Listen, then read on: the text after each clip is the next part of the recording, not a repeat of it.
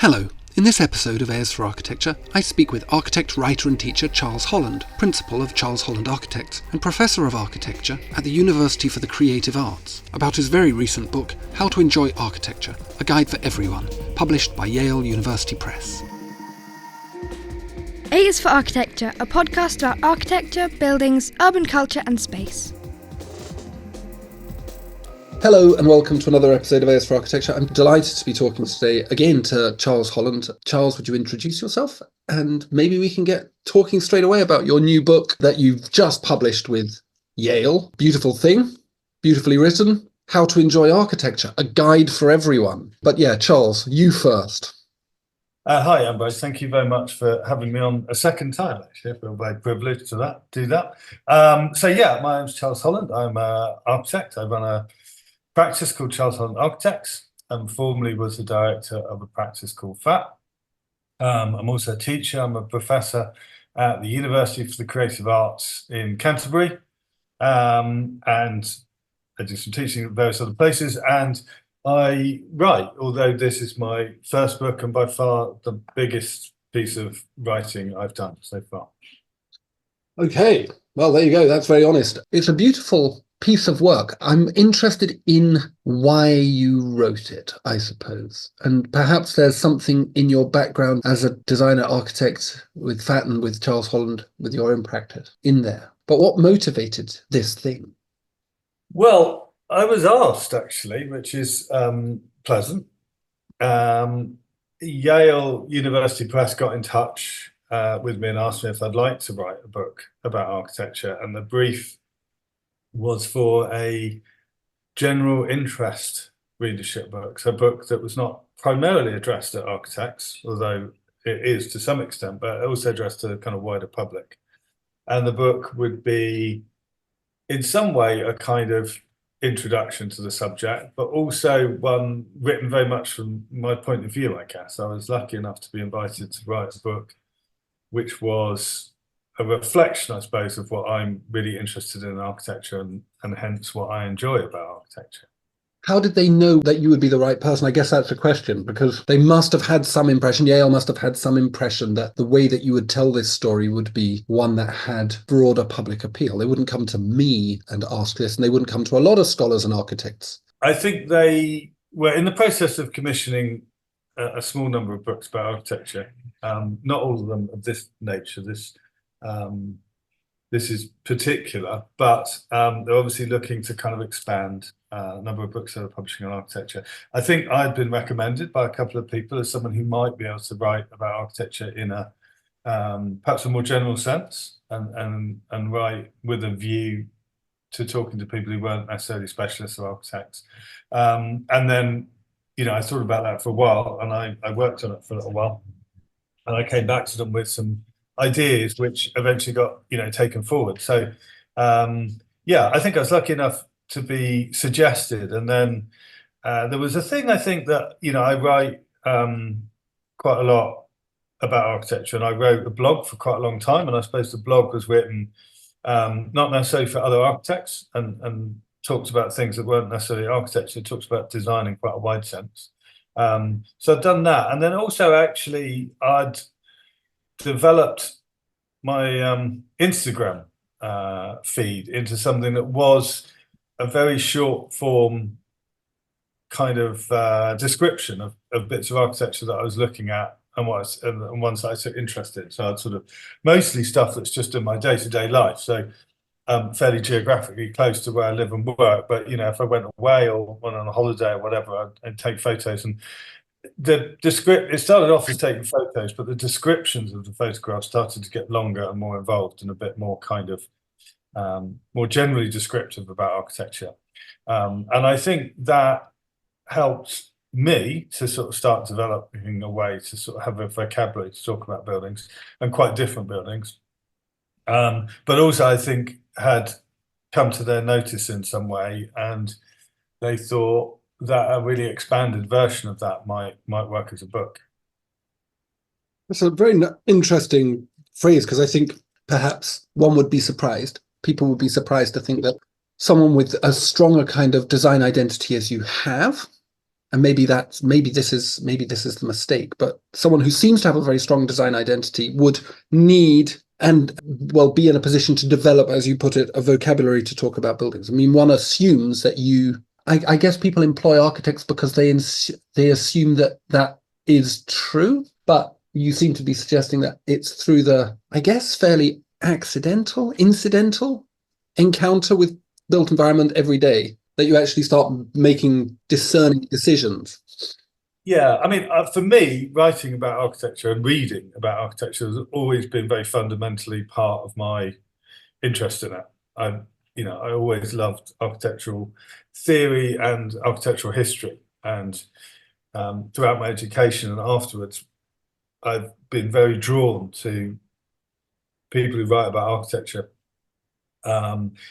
theoretical descriptions, and also more obvious historical stuff. So writing and architecture has always been very bound up in the same sort of experience for me, and therefore I've always quite enjoyed writing about architecture myself, and I've always taught it pretty much fairly short period after graduating. I started being involved in teaching. So teaching is also a discursive practice, really, of trying to talk about architecture students, or try to talk about their architecture to them in a way that help them to develop it more. So I suppose those two things mean I've sort of always had a very strong interest in the sort of discourse around the subject and trying to sort of explain architecture, and not just explain it, but I take quite a lot of inspiration from it. So I mean, in the acknowledgements of the book, most of it's personal acknowledgements, but although I met them a couple of times, there's a acknowledgement to the work of Robert Manchini and Denise Scott Brown, and the two architects who wrote mostly together about architecture, and I found their writing incredibly inspirational, and I'm very interested in the relationship between their writing and their architecture. So that's a kind of good example, I suppose, of practicing architects or practicing architect couple who also use writing as a kind of creative practice and a way to reflect on what they're doing. And also, I suppose, to talk more widely about architecture so that their work becomes a kind of reflection of that process. So writing for me is a way of developing ideas about architecture. When I take a photograph of a building and I write about it, it actually changes the way I think about the building. There are things I discover in trying to write about it that I wouldn't have noticed or discovered if I hadn't. That's one really important part, I suppose, that writing's reflective, but it's also a creative thing. So that's really important to me. The other is, I guess, looking, and the book is fundamentally about looking. And I have, funnily enough, learned to look at architecture. I don't think it's a thing that necessarily comes immediately. And I think because I was very interested in theory and very interested in writing about architecture, probably, I like a lot of architects, and certainly like a lot of architect students, I spent a lot of time looking at buildings that I wasn't in, looking at the history of architecture, looking at buildings around the world, looking at the kind of canon of architecture. And for the most part, you're reading about it and looking at photographs of it rather than physically being in it or next to it. And of course, you go and study tour and you see some buildings and good buildings around. But I've sort of learned to look much more thoroughly at the stuff that's around me.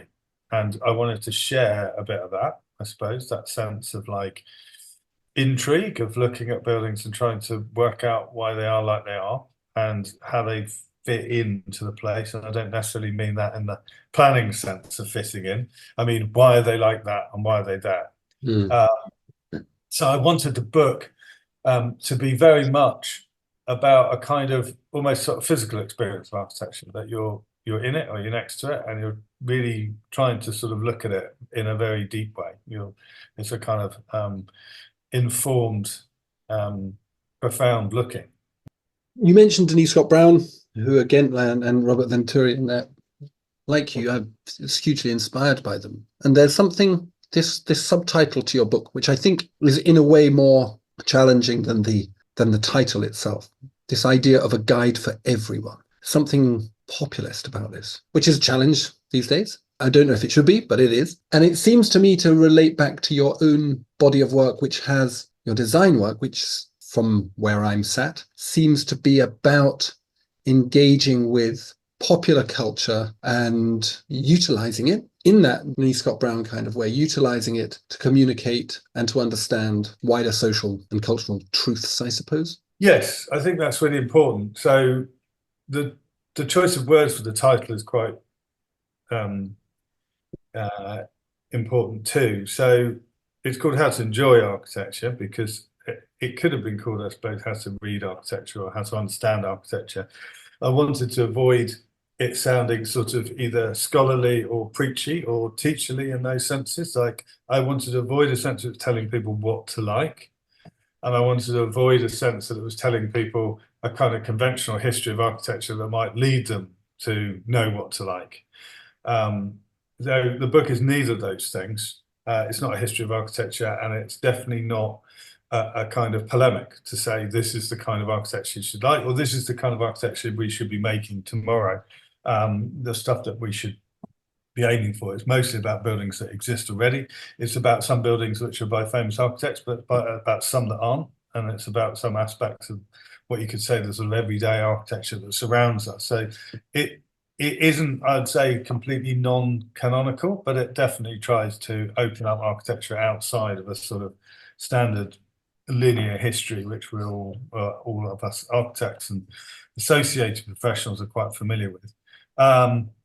As for and it's true. I have always been interested in forms of popular culture and also forms of non-architectural culture, like architecture being part of a world that exists, which includes petrol stations and garages and high street shops and motorways and all the things that generally don't find themselves in books of architecture.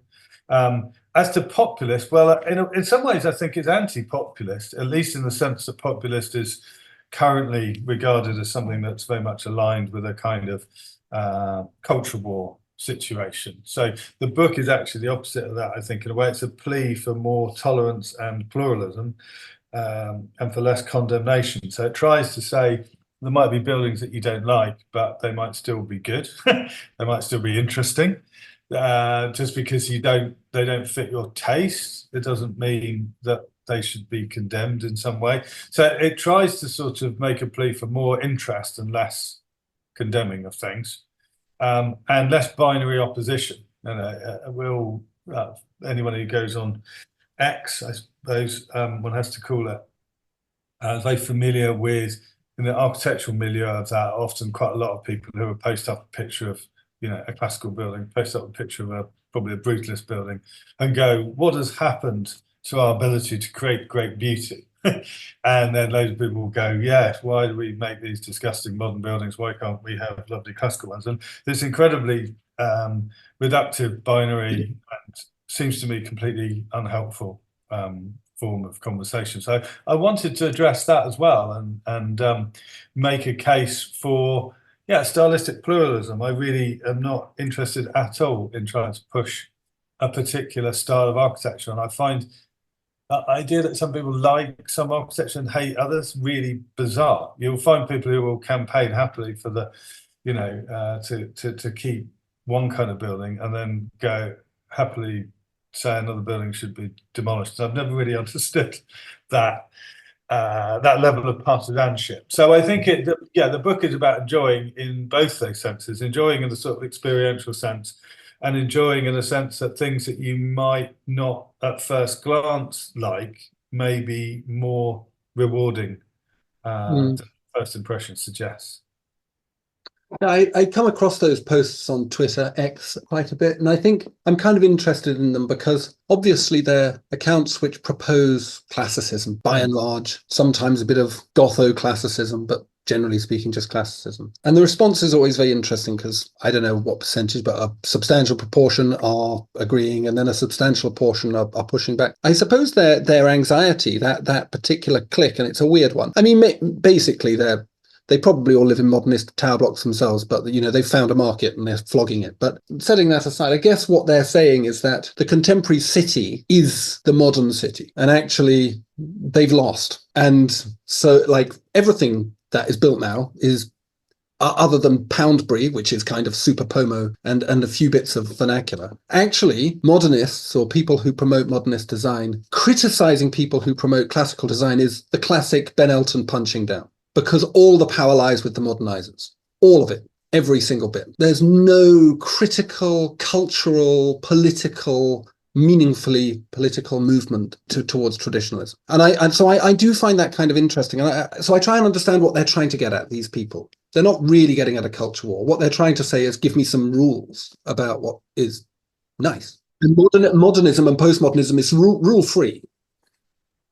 Well, I mean, I suppose possibly the book, I would argue that they're not rule free. They're just following slightly different rules. But I think, yeah, in a way, if one wanted to expand this conversation out to a sort of, political situation or cultural situation, yeah, I think the problem with that particular viewpoint is, as you suggest, it's really quite powerless in the face of the actual forces at work in the world. I mean, Brexit's a good case, isn't it? Which is to say, we want to be free to make our own rules and not engage in, not be told what to do by the dastardly French. But we'll be told what to do by the entire sort of global neoliberal system.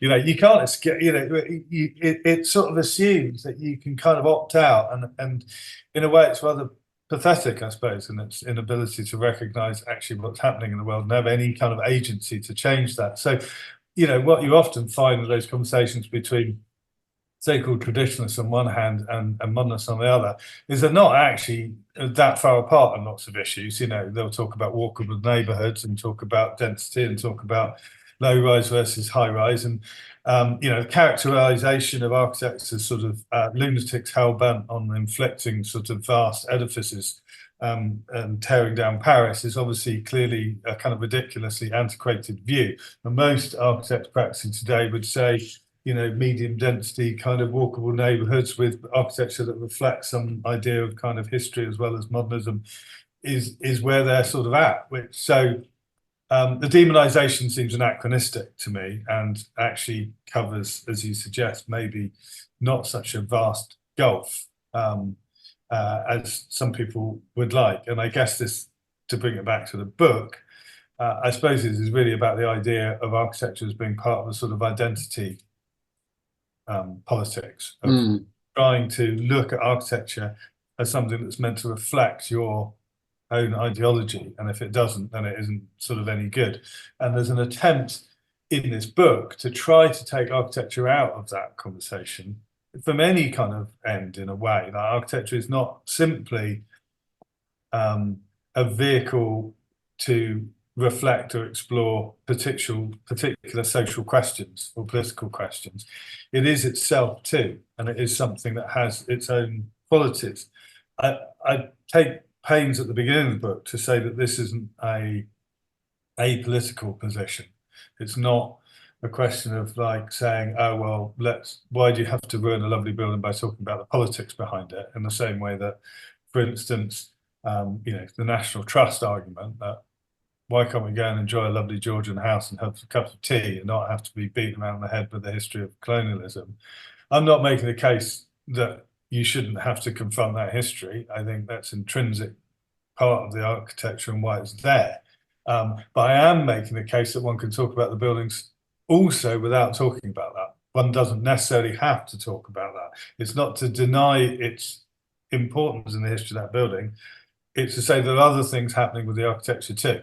So it's not merely a kind of vehicle for a sort of political discussion or a social cultural discussion. It's an art form that has some of its own internal meanings and rules and experiences. And that's what I'm trying to talk about, so that one might approach a building not simply as a kind of like, does this represent what I believe in or not? And you see this all the time. So, for instance, in the yearly architecture prize, the Sterling Prize, you'll hear people say, well, that building shouldn't win because it's been built by a wealthy Cambridge college. And you go, well, I've had a look at the rules, and it doesn't say the Sterling Prize is to the best building not built by a wealthy Cambridge college. Mhm. So the best building built that year. And one might feel that actually affordable housing is more important to be built than a Cambridge dining hall, for instance. But that's a different argument.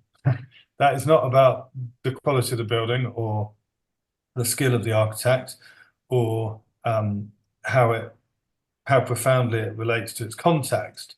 And so I wanted to talk about buildings as buildings, I guess. I wanted to talk about them without this sort of boxing match about whether they represent the right values or not all the time.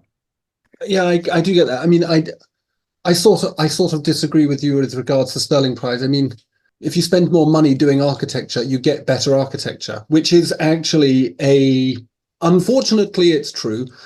And unfortunately, it reflects extremely badly on architects. It's not that if you spend lots of money, you get better architecture. It's that if you have more money to spend, the chances of you producing better architecture are much higher.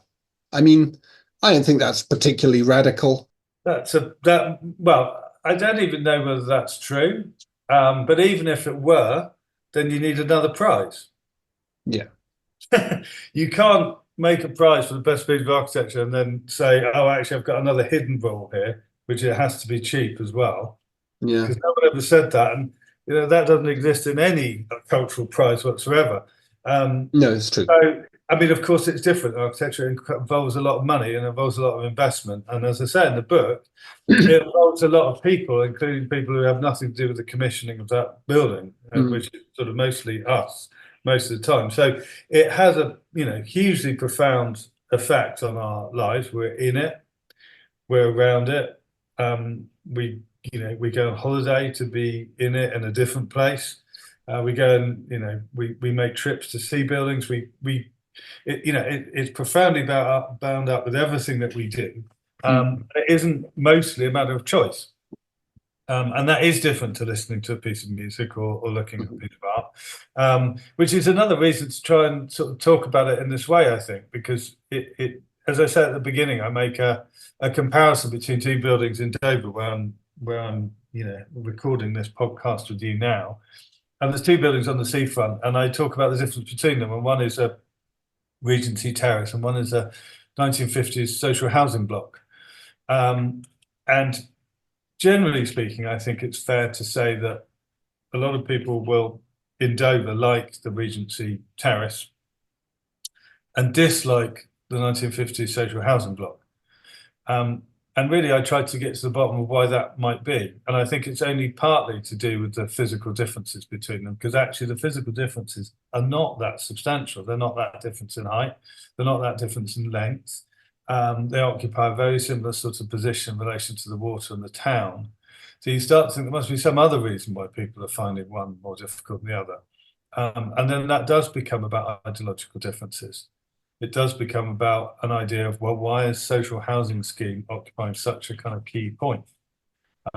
So I think it's about trying to reveal that and then move past that to some extent and go, actually, this is quite a nice building. And it's fantastic that the people who live in it have this incredible view, and the balconies are actually rather elegant. And what it does is it inverts the colour scheme of the Regency Terrace in quite a clever way. And so it's dark because the other one's light, not because it's uninterested in the other one or because it has nothing to do with it, but because it wants to be related but different. And I think that's a really key thing, because I think in a lot of conversations around architecture and sort of popular realm, one key area of purchase for people, I think, is to say, well, this building looks similar to stuff that's around it, and therefore it must be okay. And this one doesn't, and therefore it isn't okay. I think we hear this all the time, kind of phrase fitting in. Well, it just doesn't fit in, it doesn't belong. But I mean, my view is that in history, no one ever made buildings with a view to looking like the one that had been built previously. It just didn't really happen. And in many senses, it's better that they don't, because that's where meaning comes from. The meaning comes from the fact that one building is not the same as the one next to it. And they're not the same for all sorts of reasons, which is incredibly interesting. And if we could start to look at buildings and go, oh, why is it different? Not it's wrong because it's different. That would be a more interesting way to approach it. I like this idea of trying to understand architecture, particularly, I think it's quite a radical idea actually in the contemporary realm of trying to understand architecture outside, broadly speaking, the political connotations of it. And it's very tricky. How do you, in this book, move beyond that? Because even in talking about these two buildings in Dover, and it's a really good example that you give, you still have to come back to that. I suppose the question I wrote down, is it possible for architecture to be good without being beautiful? Isn't the function of architecture, like the primary function of architecture after shelter, is looking good? And that's why they employ architects, because we're better at making things look good. So instead, what you did is that you immediately started talking about the housing scheme, the lower income housing scheme, council housing scheme, as generous from a socio-economic and political perspective, as one of the justifications for it. So it almost seems to me like in understanding the meaning of architecture, and your book is orientated towards them, as far as I can see, that endowing architecture with meaning, agency, I suppose. So I'm kind of interested, like how does one say, I'm average Joe, I'm not trained in architecture, I don't have a particular political thing, I vote for Labour one election, I vote for Conservatives the next, vote for the Liberals the next, apolitical. How does it help us get to this point of understanding? Well, it's not about only looking good, I guess. So in a way, the structure of the book is trying to answer a question. And that question might be, why is this building like this? Mm-hmm. And the answer to that is, well, it's a number of reasons. Yeah. And the book therefore tries to explain what those reasons are. So it's divided up into chapters, and one chapter's style, one chapter's composition, one's space, material, structure, and use.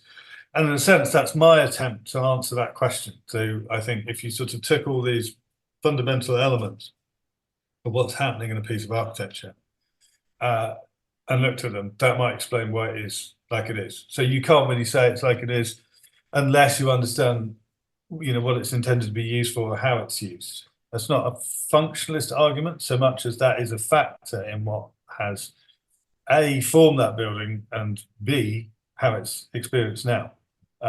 So, someone could build a bank, as they did around the corner here, and now it's a bar and a club. So use is important in the sense it shaped the building in the beginning, but now it's got different use, and you have that use is now really profoundly important in how one experiences that building today. But simply composition and style, all factors that sort of feed in to the way that buildings are composed, and that some of them might be privileged in different ways at different moments. And some architects might be better or worse, maybe at juggling all of those incredibly complex things, because ultimately that is what makes architecture very difficult. If it only had to look good, I guess it would be a lot easier in many ways, because you wouldn't have to accommodate, so many toilets or fire escapes or all the stuff that becomes quite difficult. And I talk about in the composition chapter, and I say, if one talks about the composition of the painting, that feels quite understandable. Like you're arranging things on a two-dimensional format.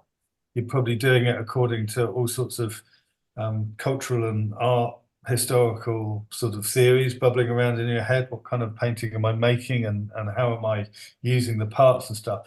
And you can talk about architecture a bit like that. You could talk about very beautiful plan, or you can talk about very beautiful elevation. But then there's loads of bits of architecture that don't fit into that exactly, because they're bits that we have to put in there, or bits that need to be in there. So when you're talking about the composition of a building, it becomes quite complex to say which bits are pushing which button. Do you know what I mean? So the structure of the book is a way of trying to describe what is happening, I suppose, in a building, and how it might have ended up, how it has ended up. Yeah. And some of those you could say, oh, of course, sort of political with a small p, or certainly product of prevailing ideologies of the time.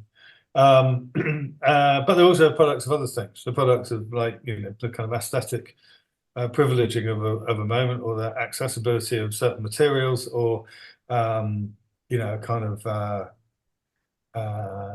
sorts of interest in eclecticism, or the return of a previously sort of forgotten style or whatever. All these things are sort of feeding in. So I guess what I'm trying to do in the book is to take those things, unpack them a bit, and then explore them in relation to particular buildings, which for me are not in the book to be emblematic of this is the most fantastic piece of architecture ever, but this one does this aspect of architecture in an incredibly interesting but also perhaps very helpful way. So one of the buildings I talk about, for instance, is the Royal College of Physicians by Dennis Lasdon in London, on Regent's Park, of which the plan and the spatial organisation of the building is incredibly closely related to the rituals of the college, including your induction into the college, where you take an exam and then you go for an interview. And the building is laid out in such a way that the interview room has two exits, one into the building itself and the other one back out again. So if you're unsuccessful, you go out into the street and off you go. And if you're successful, you get taken into the next bit. So there's an example of a building which is really taking the use of that building, the function of it, and turning it into the architecture. It has this incredibly elaborate, very beautiful staircase which takes you to the main hall where the Royal College of Physicians gather. So the whole building could be seen in some ways as a sort of machine for processing the sort of organisation that commissioned it. But it's a machine in the sense that it allows that organisation to function how it wants, but it's also something else in that it expresses that with a kind of spatial poetry and lyricism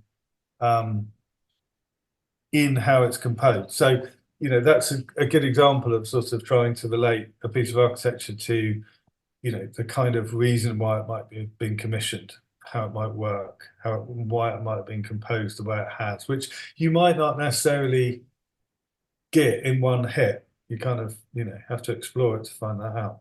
There seems to be, to me, in the way that you're talking about that, a value judgment that's at play within this. When I was learning architecture, learning about architecture, there was this idea that everything is, well, you had two sides of it. You had the people that held on to the Pevsner idea that certain things were and certain things weren't architecture. Lincoln Cathedral was and bus shelters weren't. And then you had the other side of it, which was like literally anything is. And there seems to me to be in your book, which I quite enjoy, in a kind of Ian Nairnish kind of way, that there are things that are better and there are things that are worse. Now, you're not saying necessarily that they're not. I think this is, was it Cézanne? There's no such thing as art and not art. There's just good and bad art.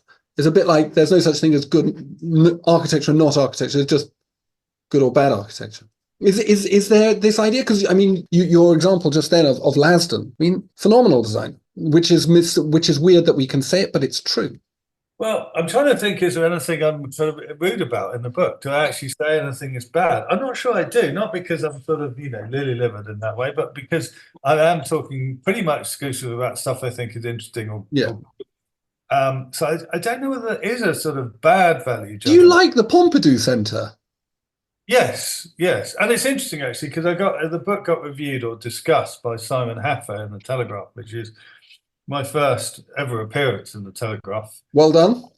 But not my first mention by Simon Haffer, actually. He was an architecture enthusiast. He gave a rather generous amount of space to the book.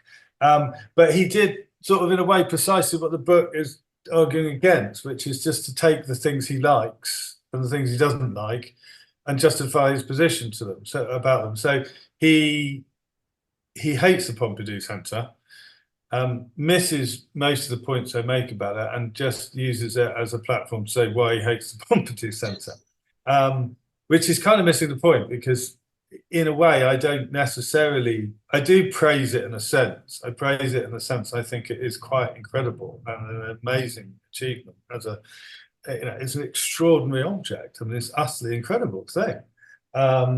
And I talk about it in those terms. I don't actually repeat the claims made by its designers about its extendability or its practicality or its functionality, none of which I actually personally believe are particularly true or evident in the finished building. No. I'm interested in it as an object, which I saw again quite recently, and in Paris about 6 months ago.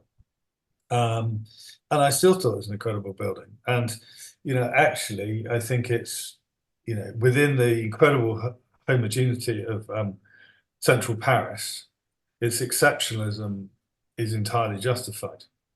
Well, there you go. I haven't seen it in 20 years, and I just remember thinking, well, I didn't really think about it, to be honest. But this thematic approach you take in the in the book, sorry, in these 5-6 chapters, you talk about taste and style and design, and they were just the 3 that I picked out. I was interested in this issue around taste. Is taste a way of talking about beauty? Because you don't talk about beauty. You don't have a chapter on beauty, which is really odd, because because everybody thinks about architecture and beauty. Sorry, everyone. They do think about beauty a lot. So is taste our way of talking about architecture? Is that?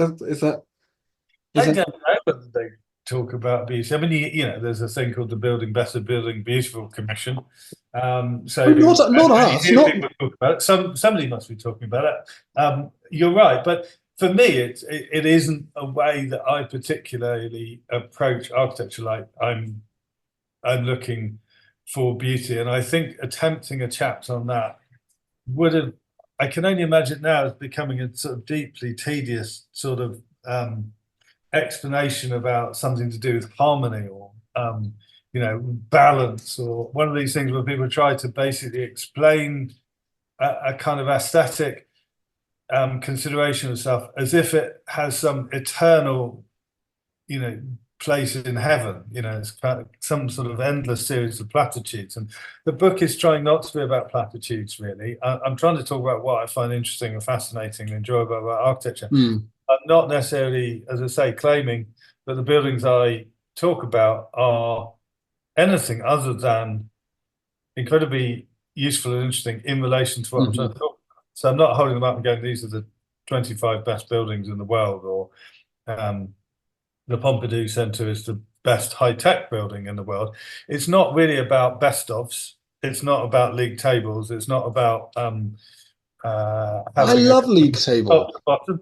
Well, I like league tables when Ipswich Town are about to get automatic promotion to the Premier League. That's my kind of league table. When it comes to buildings, I'm not so keen on league tables. I'm not very keen on binary oppositions. I'm not very keen on this is the best, this is the worst. I mean, in some respect, there's a bit of me that's always drawn to the worst. Like, if it's that bad, it's definitely got something interesting in it. Yeah. That's where it comes back around to taste, maybe a bit, because I've always been drawn to things which maybe sit on the edge of respectability in relation to taste, because I suppose not because I'm trying to build my own ivory tower or go, I'm going to put up my value system over here, but because it's very revealing, I suppose, of the way that we think about things. And taste is very important in how we think about things. I mean, at the moment, we're designing a lot of people's houses, and taste is a really massive factor. And in a sense, we spend a lot of time talking about things which are about taste, but not actually mentioning the word taste, because that automatically makes everyone bristle a bit, because it is so revealing. It's so bound up with personal identity and issues of class, and where we position ourselves in the world.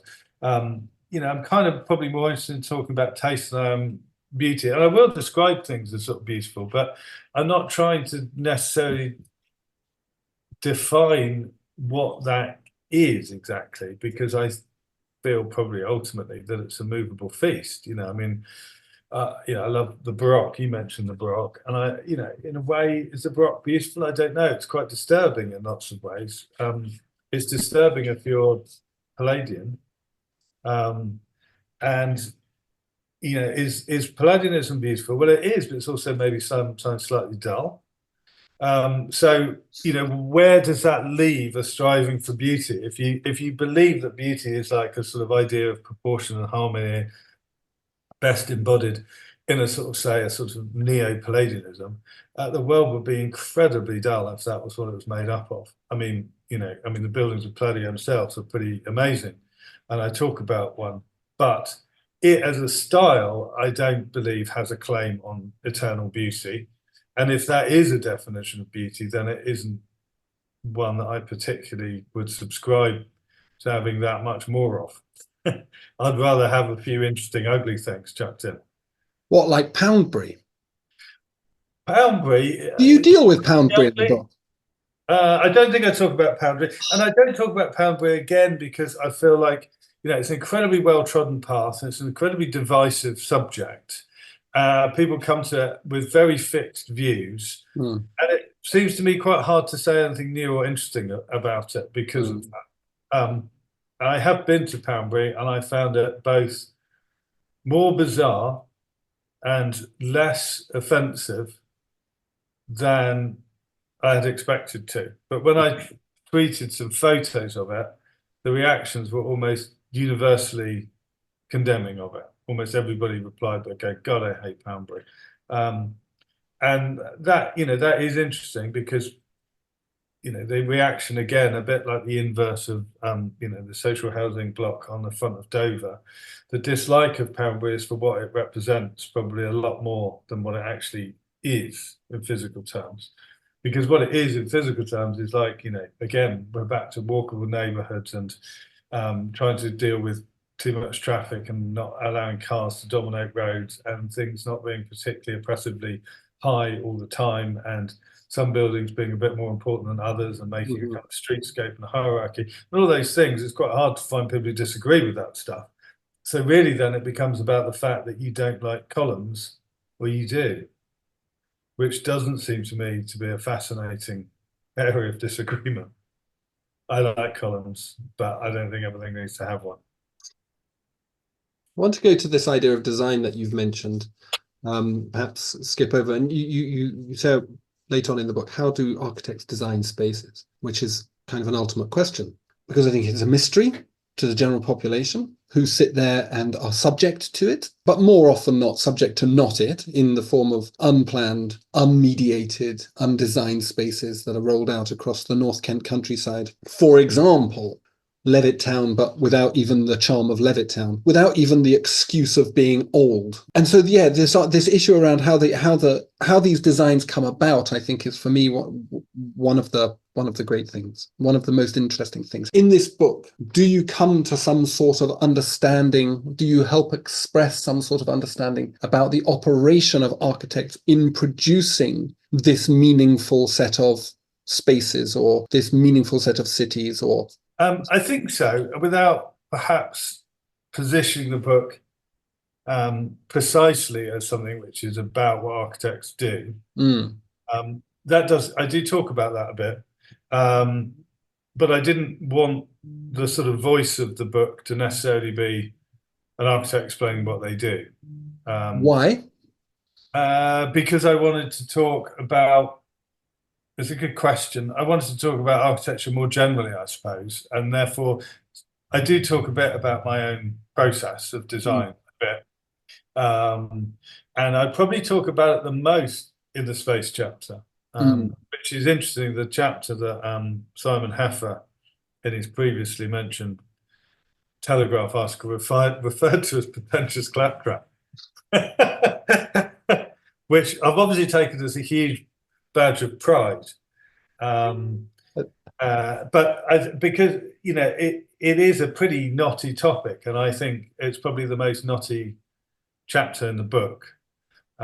It's the most difficult to describe, and I was quite keen to avoid, mythologizing it, or getting bound up in phenomenological sort of architectural speak around it, but at the same time not wanting to simplify something that I think is quite complex. So that's the chapter where I do talk about what architects do, and I start that chapter really talking about a sculpture by the artist Rachel Whiteread, where she cast the inside of a Victorian house, and the Victorian house is demolished, and all that's left is a sort of cast of the interior. And I start the chapter by saying, well, like, here is space, right? She's cast the space and taken everything else away. So can we look at that and sort of start to talk about it as a thing? And then I make a sort of leap from there and say, well, this is a sculpture that's describing a kind of existing space. But what architects do is imagine new ones. So how do they start to do that? and I talk about that in various ways, using various kind of examples. And the immediate one, I suppose, is I talk about the kind of modernist house as a different kind of space from the one that Rachel Whiteread was making a cast of. Yeah. You know, The obviously. Adolf Lucian one you start with. Yeah, so I talk about Laus and Corbusier as different kinds of space. Laus being sort of perhaps related to the Victorian house interior, but also different. He's sort of unraveling that interior, but maybe you could say he's dealing with the vestiges of Mm-hmm. Victorian interior. He sort of slightly eroded it or partially exploded it, but bits of it are still there. And then Corbusier sort of has none of it left almost. And space becomes, if the Victorian house is essentially cellular, a series of contained rooms, spaces. Corbusier, one could see as a series of free-flowing spaces. So it's a very easy kind of distinction that architects would make. But they do feel like different beasts. They are different in experiential terms, but also in social terms. That means that there's a different relationship between one room and the next, and therefore between that function and that other function. I talk about Lowe's because I think he plays with those differences in a very profound way. He's aware of the fact that removing one wall between two rooms creates a tension between the two rooms. That suddenly, a bedroom that opens onto a living room is very different from a bedroom that doesn't. Suddenly a sort of private space is interrelating with a less private space and things like that. So space is probably, in some ways, was the most difficult chapter to write because it's the most complex and difficult subject area, I think. And in the end, I found hope a way to sort of start talking about it in a kind of meaningful sense. But it is probably the chapter where I most address the actions of the architect, that and composition, maybe, where obviously composition of rooms, and obviously these two things are very related. So composition comes first, and in a way I say, well, what's the result of that composition? And the result of that composition on one level is space. You have a series of spaces that come out of a compositional process. So then I try to talk about how one can start to characterize different spaces, because we use that word all the time, but it's incredibly slippery, isn't it? You might go, this is a lovely space, or this space leads through to another space, or and to what degree you could substitute the word room in that conversation or not varies depending on where you're talking about. Sometimes you could just say, yeah, I'm in this room and I'm going to walk to that room, but in another way, room is not adequate to describe what's going on. So I think, yeah, it's a really fascinating one. That I wouldn't in any way imagine I've sort of got to the end of it, but it was an interesting process trying to write about it. Yeah. Just to finish, is it possible? You mentioned Loos and you've mentioned Le Corbusier, two remarkably obnoxious people. Well, they are. I mean, Adolf Loos was appalling, man, transgressive in every way, allegedly. Is it possible to love the architecture and not the architect? How does one see? And there's examples all the way through this, Lina Babadi, James Sterling, great authors of great buildings. How do we separate out the architect from the architecture? Because you don't. You walk this very clever line. You don't allow that.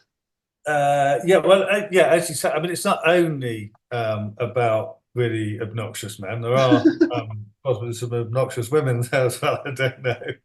I tried very hard. I mean, the examples I've given, and I could add to and say Mies van der Rohe as well, and that make it sound like an incredibly conventional set of architects. But there's a lot of other people in there as well. There's P.V. Doshi, and there's, as you say, Lina Babadi, and I talk about Zaha Hadid, and I talk about architecture which doesn't have a singular author as well. I might talk about certain kinds of styles of architecture, or certain kind of architecture prevalent in particular kind of countries and communities and stuff like that. So it isn't a roll call of dead white men. And I was very conscious of that, whilst also not wanting to be sort of entirely sort of false about it and just go, well, I only write about things which will be fully representative. I've written about my enthusiasms and things. Yeah. More importantly, that I think I know something about, not in any way like exclusively or to a fantastically high degree, but I'm always writing about stuff which I have in some senses experienced and thought about before writing the book. As to your question, well, I mean, Lowe's is particularly problematic. And I did think about this because he makes two appearances in the book, possibly three actually, because I quote him at the beginning, describing the house as the work of art as revolutionary and the house as conservative, which I think is really interesting when you're talking about the relationship between art and architecture. And I feature his incredible American bar in Vienna, which is the best bar in the world. And if you haven't been there, I can only recommend having a very strong cocktail in there because it's probably the best environment in the world to have one, or even two. Yeah, I mean, I would say that, Lowe's undeniable psychologically complex and rather dark personality does inform his architecture. It's not that it is absent from it. I think, his buildings, his houses in particular, are very psychologically complex things. They speak of the relationships between people in houses with great eloquence and often contain quite a lot of very loaded social relationships, men and women, and in particular, I think, and none of which makes him a nice guy. But I think within the architecture, the way that they frame questions of how we live together is, extremely provocative and interesting in a way that maybe a provocative play might be a useful way to talk about human relations, and in some senses ask difficult questions, but it doesn't make him doesn't excuse any of his behavior, allegedly, but or otherwise. But I do think there is probably a relationship between his rather complex, sometimes just completely unacceptable, but in other ways certainly kind of incredibly strange view of human relationships makes me quite fascinated by architecture. But also this other point that you make earlier on in the book in the section on style, the idea that architecture expresses its own times is a powerful one. Adolf Loos was a man of his age. I mean, we were colonial people. I mean, he was he was barely radical. I mean, he just said it. Well, I think in many ways, I'm not sure if one wants to talk about Lowe's, I don't know the degree to which one could say he was merely a product of his time. I don't know. He was an exceptional thinker, and it may, almost everything he said was in the context of his time, of note, because it was all massively out of step with what most people were saying at that moment. So I don't know. He's a product of his time, but he was also someone who was speaking quite specifically around a series of issues that weren't particularly at the forefront of architecture at that time. And also, it's coming out of Vienna and all the things that are happening at that point. But I suppose it gets to a kind of nub as whether you look at architecture as something that, to go back to an earlier point, represents one's values or not. And I suppose what I try to argue is that that's a reductive way to look at it. If one wanted to find architecture that, for instance, represented my values, I would be limited to probably about 35 years between 1950 and 1975. And that would be the only architecture I could ever like, because, it was the only architecture that came out of a broadly sort of, democratic socialist period in this country, I suppose. And therefore, I couldn't like John Soane or Nicholas Hawksmoor or anyone practicing now, because they working within a neoliberal ideology. So I don't think one can really look at architecture in that way and say I'm only interested in the stuff that represents things that I believe in. That doesn't mean you can't improve architecture that's not related to sort of progressive social values. But I think in terms of looking at a history of architecture, one can't look at it as solely being, does it represent something I approve of or not, which feels incredibly reductive. And if the book is about anything, it's trying to avoid a reductive way of looking at architecture, but actually open up what I think is the complexity and richness of the subject away from, very binary aesthetic choices, and in something we might engage with it in a much more unexpected, enjoyable, profound way. Perfect. What a good point to finish on. Thank you, Charles. Pleasure. Thank you, Ambrose. As Aristotle put it, one swallow does not make a summer, neither does one fine day. Similarly, one day or brief time of happiness does not make a person entirely happy, but a good building, well perceived, maybe it does. Read Charles's book and find out how. Thanks to him for taking the time to speak with me, and to Yale University Press for the PDF. Please see the podcast descriptions for links to Charles's practice and to the book. And thanks for listening.